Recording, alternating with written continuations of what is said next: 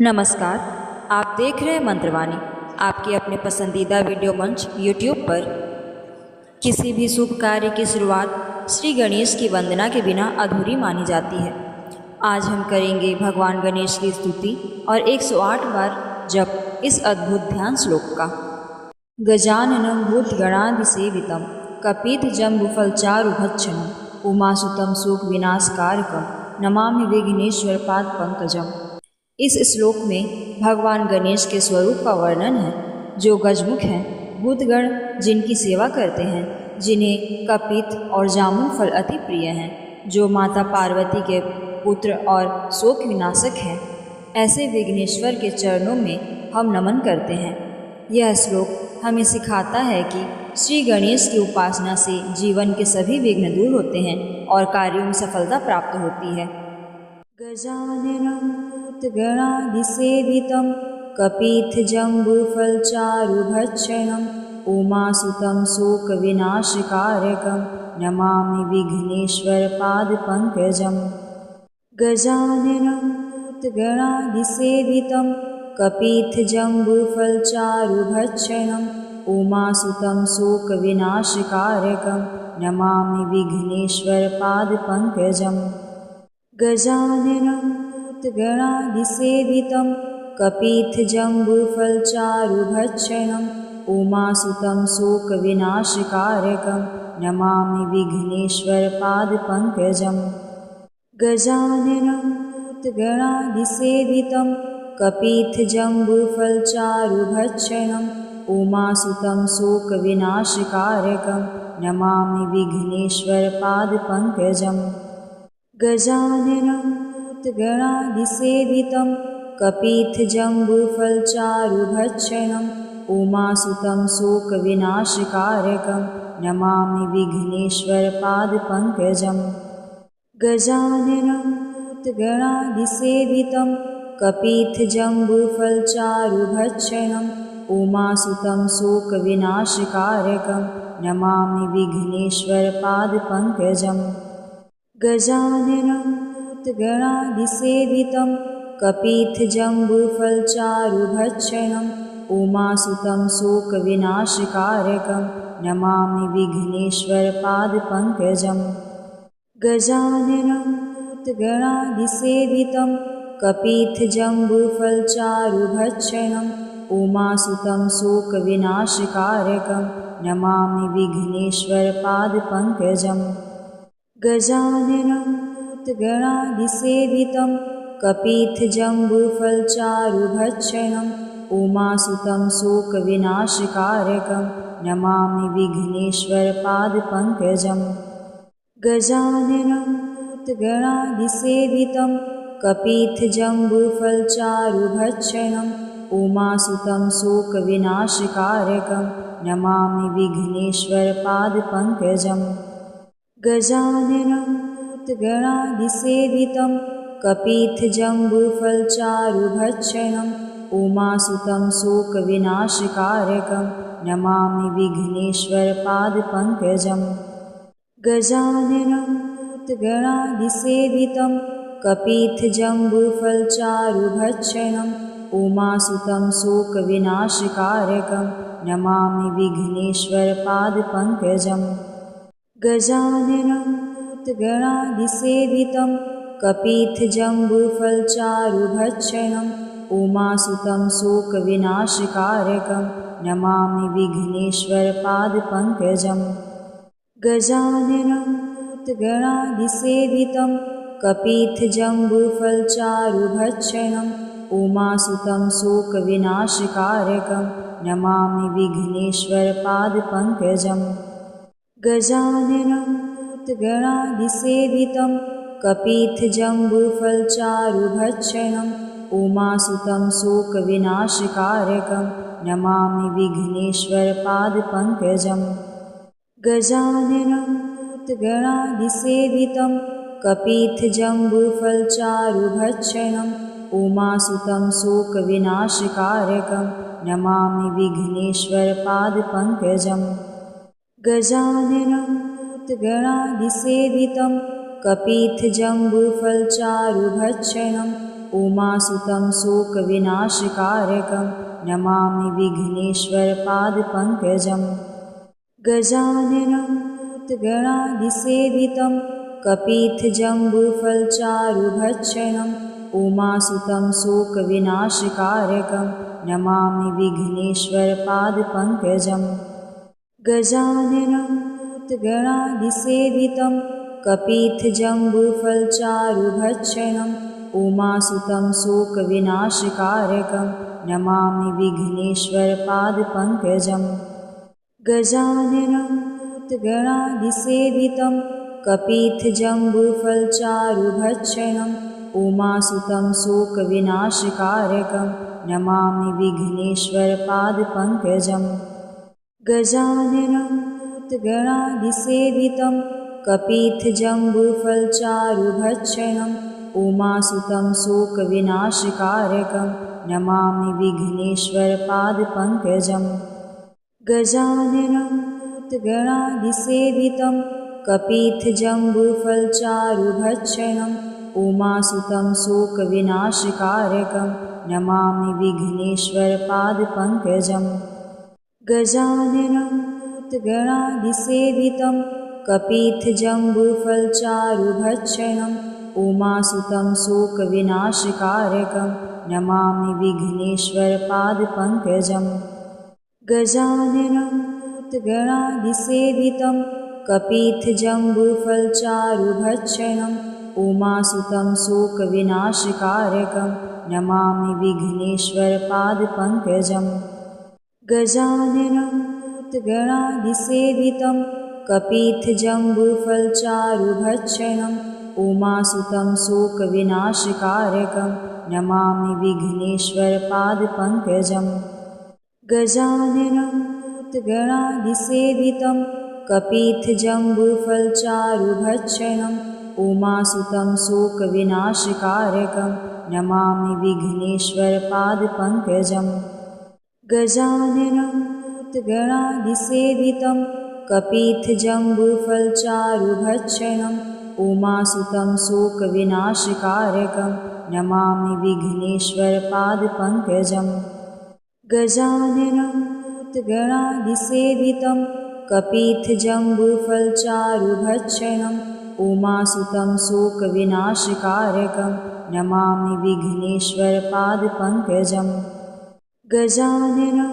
भूतगणाधिसेवितं कपित्थजम्बूफलचारुभक्षणम् उमासुतं शोकविनाशकारकं नमामि विघ्नेश्वरपादपङ्कजम् गजाननं भूतगणाधिसेवितं कपित्थजम्बूफलचारुभक्षणम् उमासुतं शोकविनाशकारकं नमामि विघ्नेश्वरपादपङ्कजम् गजाननं भूतगणाधिसेवितं कपित्थजम्बूफलचारुभक्षणम् उमासुतं शोकविनाशकारकं नमामि विघ्नेश्वरपादपङ्कजम् गजाननं भूतगणाधिसेवितं कपित्थजम्बूफलचारुभक्षणम् उमासुतं शोकविनाशकारकं नमामि विघ्नेश्वरपादपङ्कजम् गजाननं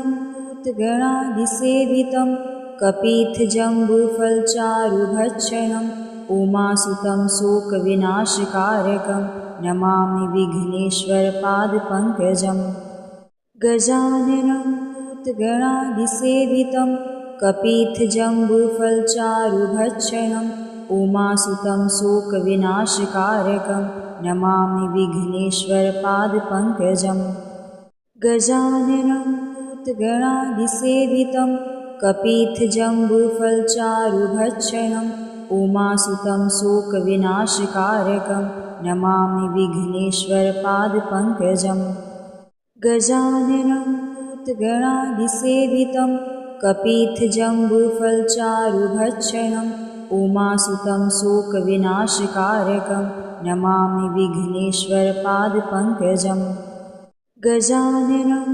भूतगणाधिसेवितं कपित्थजम्बूफलचारुभक्षणम् उमासुतं शोकविनाशकारकं नमामि विघ्नेश्वरपादपङ्कजम् गजाननं भूतगणाधिसेवितं कपित्थजम्बूफलचारुभक्षणम् उमासुतं शोकविनाशकारकं नमामि विघ्नेश्वरपादपङ्कजम् गजाननं भूतगणाधिसेवितं कपित्थजम्बूफलचारुभक्षणम् उमासुतं शोकविनाशकारकं नमामि विघ्नेश्वरपादपङ्कजम् गजाननं भूतगणाधिसेवितं कपित्थजम्बूफलचारुभक्षणम् उमासुतं शोकविनाशकारकं नमामि विघ्नेश्वरपादपङ्कजम् गजाननं भूतगणाधिसेवितं कपित्थजम्बूफलचारुभक्षणम् उमासुतं शोकविनाशकारकं नमामि विघ्नेश्वरपादपङ्कजम् गजाननं भूतगणाधिसेवितं कपित्थजम्बूफलचारुभक्षणम् उमासुतं शोकविनाशकारकं नमामि विघ्नेश्वरपादपङ्कजम् गजाननं भूतगणाधिसेवितं कपित्थजम्बूफलचारुभक्षणम् उमासुतं शोकविनाशकारकं नमामि विघ्नेश्वरपादपङ्कजम् गजाननं भूतगणाधिसेवितं कपित्थजम्बूफलचारुभक्षणम् उमासुतं शोकविनाशकारकं नमामि विघ्नेश्वरपादपङ्कजम् गजाननं भूतगणाधिसेवितं कपित्थजम्बूफलचारुभक्षणम् उमासुतं शोकविनाशकारकं नमामि विघ्नेश्वरपादपङ्कजम् गजाननं भूतगणाधिसेवितं कपित्थजम्बूफलचारुभक्षणम् उमासुतं शोकविनाशकारकं नमामि विघ्नेश्वरपादपङ्कजम् गजाननं भूतगणाधिसेवितं कपित्थजम्बूफलचारुभक्षणम् उमासुतं शोकविनाशकारकं नमामि विघ्नेश्वरपादपङ्कजम् गजाननं भूतगणाधिसेवितं कपित्थजम्बूफलचारुभक्षणम् उमासुतं शोकविनाशकारकं नमामि विघ्नेश्वरपादपङ्कजम् गजाननं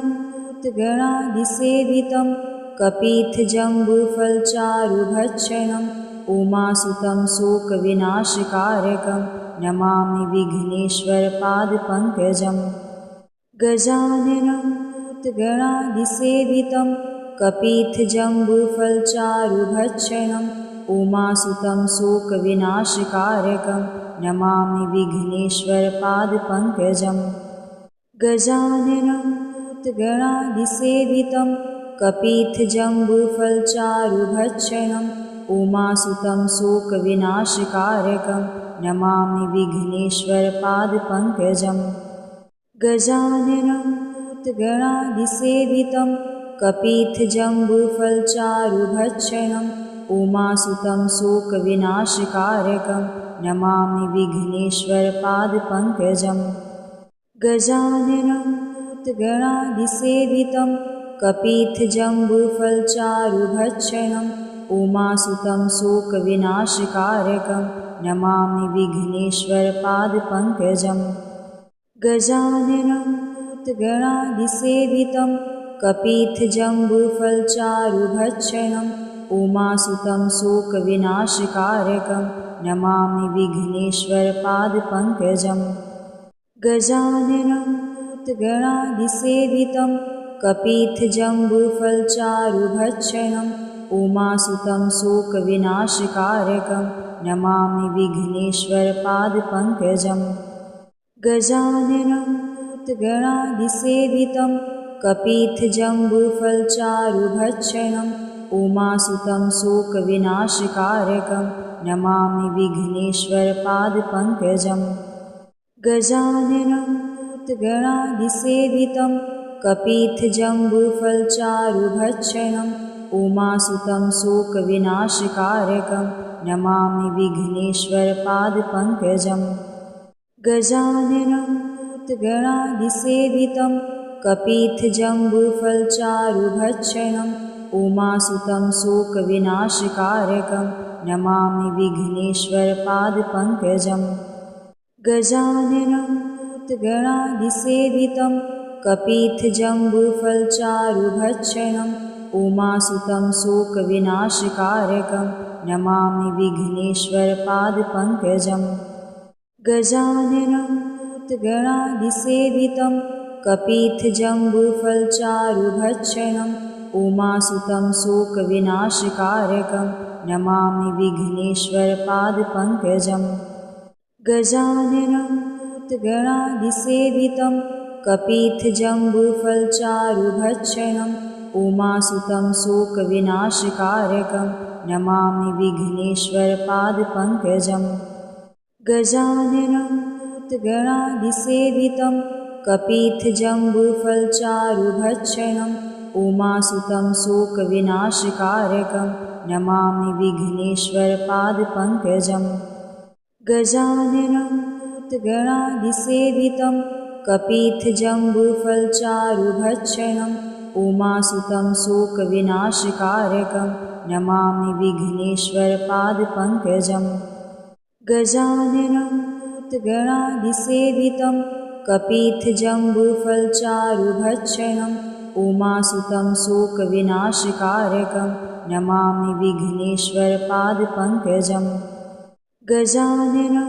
भूतगणादिसेवितं कपित्थजम्बूफलचारुभक्षणम् उमासुतं शोकविनाशकारकं नमामि विघ्नेश्वरपादपङ्कजम् गजाननं भूतगणादिसेवितं कपित्थजम्बूफलचारुभक्षणम् उमासुतं शोकविनाशकारकं नमामि विघ्नेश्वरपादपङ्कजम् गजाननं भूतगणादिसेवितं कपित्थजम्बूफलचारुभक्षणम् उमासुतं शोकविनाशकारकं नमामि विघ्नेश्वरपादपङ्कजम् गजाननं भूतगणादिसेवितं कपित्थजम्बूफलचारुभक्षणम् उमासुतं शोकविनाशकारकं नमामि विघ्नेश्वरपादपङ्कजम् गजाननं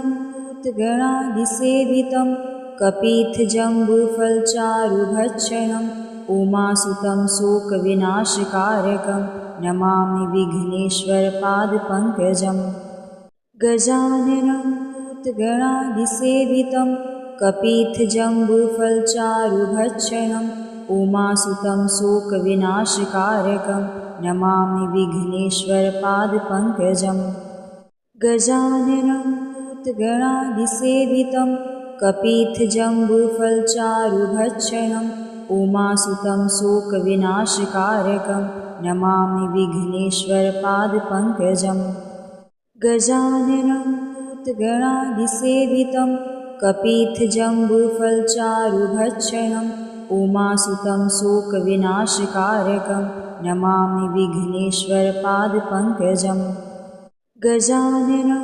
भूतगणादिसेवितं कपित्थजम्बूफलचारुभक्षणम् उमासुतं शोकविनाशकारकं नमामि विघ्नेश्वरपादपङ्कजम् गजाननं भूतगणादिसेवितं कपित्थजम्बूफलचारुभक्षणम् उमासुतं शोकविनाशकारकं नमामि विघ्नेश्वरपादपङ्कजम् गजाननं भूतगणादिसेवितं कपित्थजम्बूफलचारुभक्षणम् उमासुतं शोकविनाशकारकं नमामि विघ्नेश्वरपादपङ्कजम् गजाननं भूतगणादिसेवितं कपित्थजम्बूफलचारुभक्षणम् उमासुतं शोकविनाशकारकं नमामि विघ्नेश्वरपादपङ्कजम् गजाननं भूतगणादिसेवितं कपित्थजम्बूफलचारुभक्षणम् उमासुतं शोकविनाशकारकं नमामि विघ्नेश्वरपादपङ्कजम् गजाननं भूतगणादिसेवितं कपित्थजम्बूफलचारुभक्षणम् उमासुतं शोकविनाशकारकं नमामि विघ्नेश्वरपादपङ्कजम् गजाननं भूतगणाधिसेवितं कपित्थजम्बूफलचारुभक्षणम् उमासुतं शोकविनाशकारकं नमामि विघ्नेश्वरपादपङ्कजम् गजाननं भूतगणाधिसेवितं कपित्थजम्बूफलचारुभक्षणम् उमासुतं शोकविनाशकारकं नमामि विघ्नेश्वरपादपङ्कजम् गजाननं भूतगणाधिसेवितं कपित्थजम्बूफलचारुभक्षणम् उमासुतं शोकविनाशकारकं नमामि विघ्नेश्वरपादपङ्कजम् गजाननं भूतगणाधिसेवितं कपित्थजम्बूफलचारुभक्षणम् उमासुतं शोकविनाशकारकं नमामि विघ्नेश्वरपादपङ्कजम् गजाननं भूतगणाधिसेवितं कपित्थजम्बूफलचारुभक्षणम् उमासुतं शोकविनाशकारकं नमामि विघ्नेश्वरपादपङ्कजम् गजाननं भूतगणाधिसेवितं कपित्थजम्बूफलचारुभक्षणम् उमासुतं शोकविनाशकारकं नमामि विघ्नेश्वरपादपङ्कजम् गजाननं भूतगणाधिसेवितं कपित्थजम्बूफलचारुभक्षणम् उमासुतं शोकविनाशकारकं नमामि विघ्नेश्वरपादपङ्कजम् गजाननं भूतगणाधिसेवितं कपित्थजम्बूफलचारुभक्षणम् उमासुतं शोकविनाशकारकं नमामि विघ्नेश्वरपादपङ्कजम् गजाननं भूतगणाधिसेवितं कपित्थजम्बूफलचारुभक्षणम् उमासुतं शोकविनाशकारकं नमामि विघ्नेश्वरपादपङ्कजम् गजाननं भूतगणाधिसेवितं कपित्थजम्बूफलचारुभक्षणम् उमासुतं शोकविनाशकारकं नमामि विघ्नेश्वरपादपङ्कजम् गजाननं भूतगणाधिसेवितं कपित्थजम्बूफलचारुभक्षणम् उमासुतं शोकविनाशकारकं नमामि विघ्नेश्वरपादपङ्कजम् गजाननं भूतगणाधिसेवितं कपित्थजम्बूफलचारुभक्षणम् उमासुतं शोकविनाशकारकं नमामि विघ्नेश्वरपादपङ्कजम् गजाननं भूतगणाधिसेवितं कपित्थजम्बूफलचारुभक्षणम् उमासुतं शोकविनाशकारकं नमामि विघ्नेश्वरपादपङ्कजम् गजाननं भूतगणाधिसेवितं कपित्थजम्बूफलचारुभक्षणम् उमासुतं शोकविनाशकारकं नमामि विघ्नेश्वरपादपङ्कजम् गजाननं भूतगणाधिसेवितं कपित्थजम्बूफलचारुभक्षणम् उमासुतं शोकविनाशकारकं नमामि विघ्नेश्वरपादपङ्कजम् गजाननं भूतगणाधिसेवितं कपित्थजम्बूफलचारुभक्षणम् उमासुतं शोकविनाशकारकं नमामि विघ्नेश्वरपादपङ्कजम् गजाननं भूतगणाधिसेवितं कपित्थजम्बूफलचारुभक्षणम् उमासुतं शोकविनाशकारकं नमामि विघ्नेश्वरपादपङ्कजम् गजाननं भूतगणाधिसेवितं कपित्थजम्बूफलचारुभक्षणम् उमासुतं शोकविनाशकारकं नमामि विघ्नेश्वरपादपङ्कजम् गजाननं भूतगणाधिसेवितं कपित्थजम्बूफलचारुभक्षणम् उमासुतं शोकविनाशकारकं नमामि विघ्नेश्वरपादपङ्कजम् गजाननं भूतगणाधिसेवितं कपित्थजम्बूफलचारुभक्षणम् उमासुतं शोकविनाशकारकं नमामि विघ्नेश्वरपादपङ्कजम् गजाननं भूतगणाधिसेवितं कपित्थजम्बूफलचारुभक्षणम् उमासुतं शोकविनाशकारकं नमामि विघ्नेश्वरपादपङ्कजम् गजाननं भूतगणादिसेवितं कपित्थजम्बूफलचारुभक्षणम् उमासुतं शोकविनाशकारकं नमामि विघ्नेश्वरपादपङ्कजम् गजाननं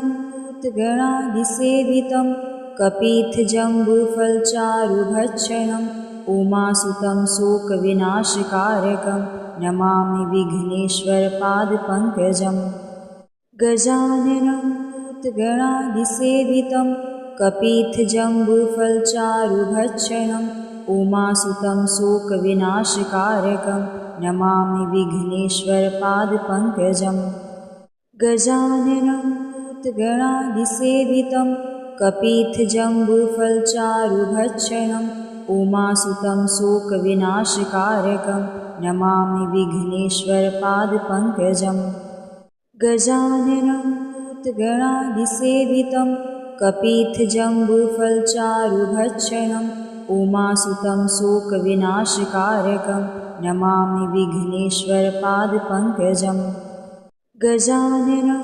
भूतगणादिसेवितं कपित्थजम्बूफलचारुभक्षणम् उमासुतं शोकविनाशकारकं नमामि विघ्नेश्वरपादपङ्कजम् गजाननं भूतगणादिसेवितं कपित्थजम्बूफलचारुभक्षणम् उमासुतं शोकविनाशकारकं नमामि विघ्नेश्वरपादपङ्कजम् गजाननं भूतगणादिसेवितं कपित्थजम्बूफलचारुभक्षणम् उमासुतं शोकविनाशकारकं नमामि विघ्नेश्वरपादपङ्कजम् गजाननं भूतगणादिसेवितं कपित्थजम्बूफलचारुभक्षणम् उमासुतं शोकविनाशकारकं नमामि विघ्नेश्वरपादपङ्कजम् 108 बार इस श्लोक का जप करने से विघ्न दूर होते हैं,